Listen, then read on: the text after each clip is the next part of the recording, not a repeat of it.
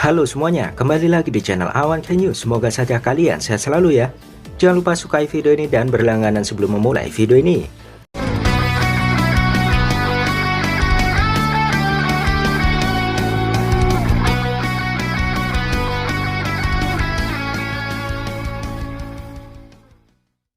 Kali ini kami akan membahas mengenai kelanjutan manga chapter 35, di mana ini adalah kelanjutan dari video saya sebelumnya. Sebelumnya kami membagikan kisah percakapan antara Kawaki dan Kurama. Memang percakapan itu rasanya akan masih masuk akal jika terjadi di episode 201. Namun kelanjutan kisah chapter 35 ini sepertinya belum akan diadaptasi ke anime. Kemungkinan akan ada filler atau canon panjang untuk adaptasi cerita kali ini. Kelanjutan di pertengahan chapter 35, di mana Sai dan Shikamaru mereka saling mengobrol. Di sini Shikamaru menjelaskan bahwa dirinya belum mempercayai Kawaki. Walaupun Kawaki menyelamatkan Himawari dan Naruto, Shikamaru masih curiga kepada Kawaki. Di sini juga Shikamaru menegaskan bahwa Sai saat ini menjabat sebagai ketua Anbu. Dijelaskan di episode 194 lalu, Naruto sempat menyinggung mengenai data USB yang ditemukan Konohamaru. Rupanya data itu dienkripsi dengan metode yang bahkan Konoha belum ketahui, dan mereka membutuhkan waktu. Bahkan teknologi Konoha diakui lebih maju dari negara besar lainnya. Namun rupanya dijelaskan, teknologi Kara lebih maju dari teknologi Konoha. Di chapter 35 ini, saya menerangkan bahwa mereka berhasil memecahkan dari isi USB Kara. Saya menerangkan bahwa isinya adalah sebuah koordinat yang mengacu ke sebuah tempat. Saya juga menerangkan bahwa koordinat itu hanya bisa dicapai dengan Jikuka no Jutsu. Shikamaru terkejut akan hal ini. Saya menyadari bahwa informasi itu terlalu belak-belakan atau disengaja. Bisa jadi ini adalah jebakan, namun mereka tidak bisa mengabaikan hal ini. Ternyata saya mengatakan bahwa Sasuke sedang menuju ke tempat itu. Tiba-tiba panel berubah dengan terbukanya sebuah portal dimensi. Sasuke berada di sebuah tempat misterius. Terlihat ada sebuah tebing dengan 6 ukiran lambang misterius. Masing-masing 2 lambang berdempetan secara vertikal. Sasuke yang penasaran dengan lambang itu, dan dia menyentuh salah satunya.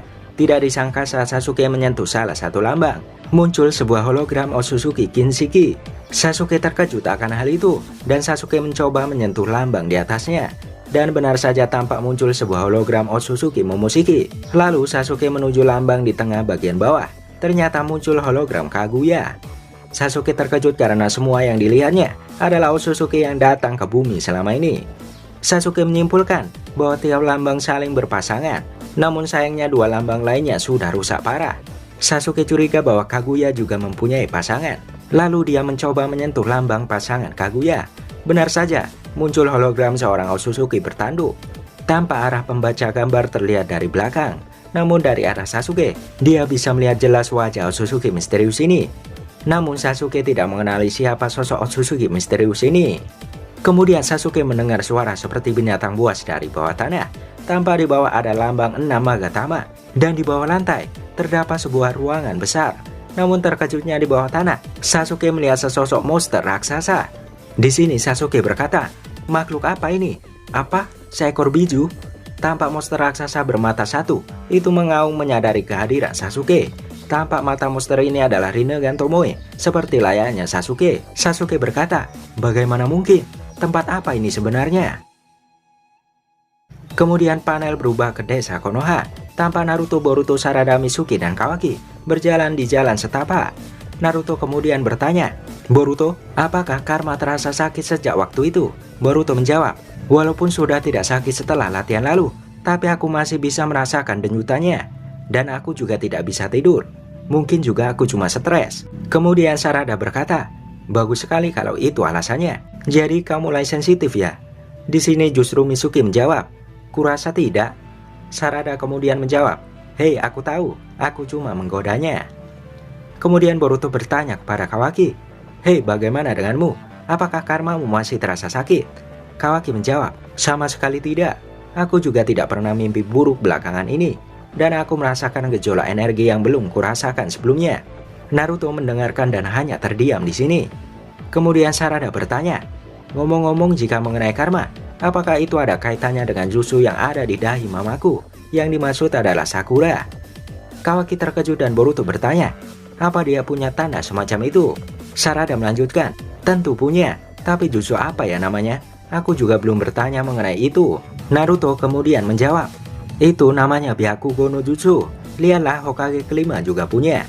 Mereka memperhatikan ukiran wajah Tsunade di sini. Boruto memperhatikan dan berkata, "Oh, benar juga ya.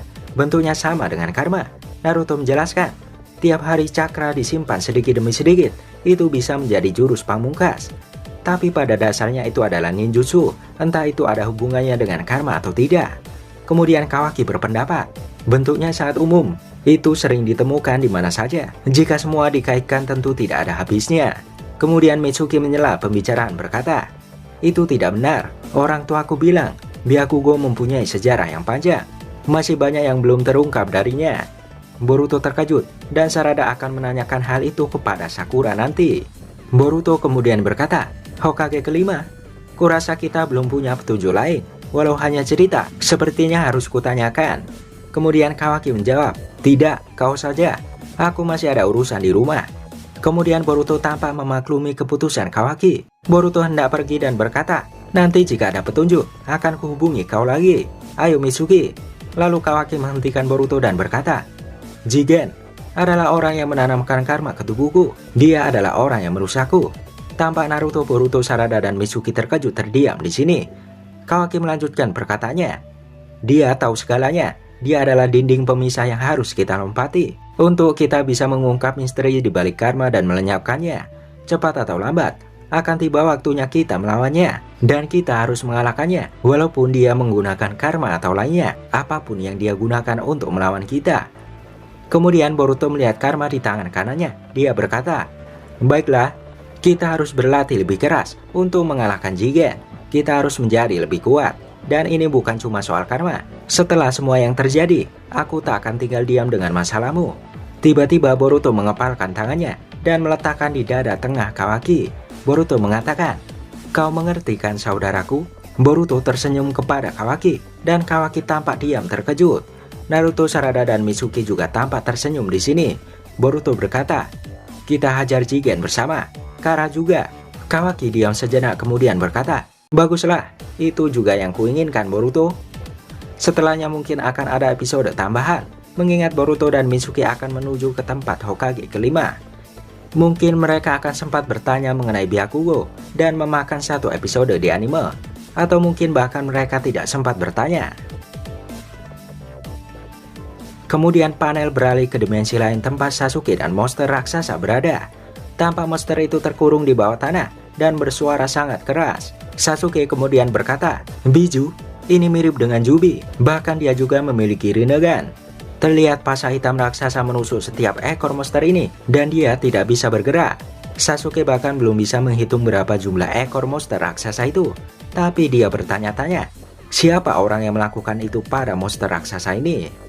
Tiba-tiba Sasuke menyadari sebuah portal terbuka. Ada seseorang yang datang dan Sasuke kemudian langsung bersembunyi di sisi lain. Kemudian tampak itu adalah Jigen. Dia datang dan Sasuke tampak mengenali sosok ini. Sasuke mendapat info dari Anbu bahwa ciri-ciri dengan karma di dagu adalah Jigen. Kemungkinan data ini ada di USB yang Konohamaru temukan.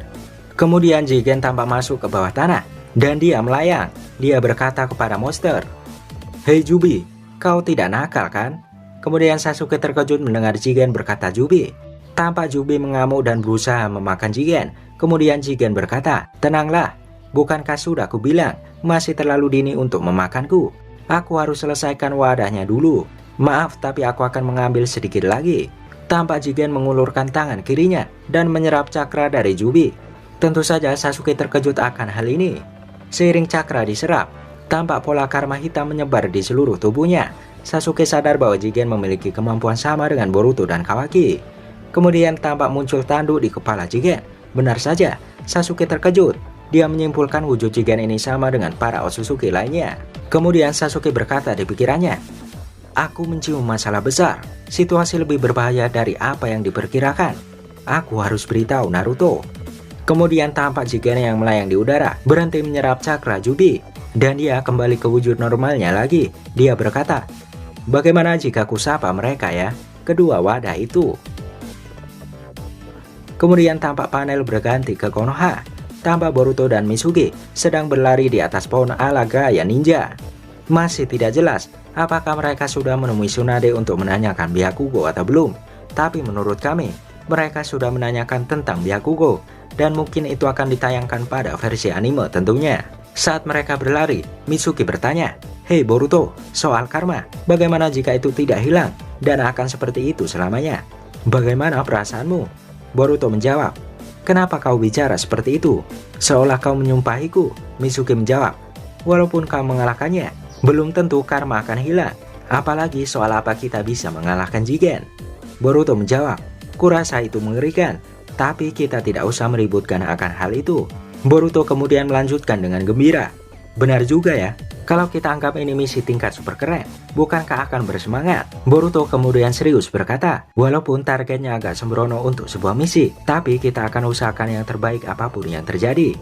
Kemudian Mitsuki mulai memahaminya. Boruto kemudian berkata lagi, "Itu karena aku murid Sasuke dan putra Hokage, dan tentunya seorang ninja." Panel ini mengakhiri chapter 35 dengan penuh semangat. Namun bagian ini belum ada informasi kapan akan diadaptasi. Jadi bagi kalian yang tidak sabar menunggu munculnya Jubi milik Jigen, harap bersabar. Kami akan menginformasikan jika sudah ada kabar terbaru mengenai itu. Terima kasih sudah menonton, saksikan terus kami hanya di Awan Kai News.